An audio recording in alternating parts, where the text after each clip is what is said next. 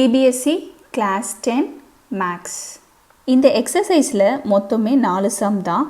ஆனால் third some வந்து ஒரு சூஸ் மாதிரி. ஸோ அதில் ஒரு 4 சப்டிவிஷனும், ஃபோர்த்து சம்மில் 10 சப்டிவிஷனும் இருக்குது.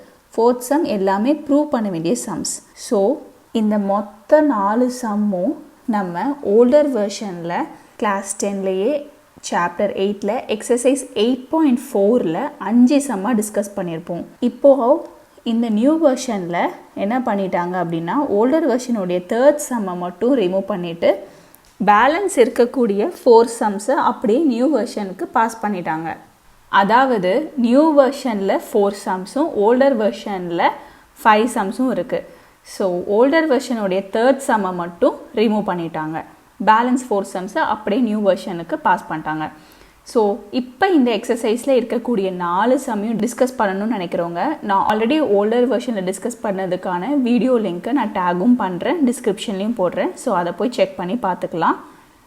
ஏன்னா அந்த வீடியோவில் தேர்ட் சம்மை மட்டும் இக்னோர் பண்ணிக்கலாம். எக்ஸ்ட்ராவாக அடிஷ்னலாக ஒரு சம் வந்து எப்படி சால்வ் பண்ணுறதுன்னு நம்ம எக்ஸ்ட்ராவாக தெரிஞ்சுக்கிறது தப்பு கிடையாது. ஒரு மிஸ்லெனியஸ் ப்ராப்ளம் மாதிரி நம்ம அதையும் தெரிஞ்சுக்கலாம்.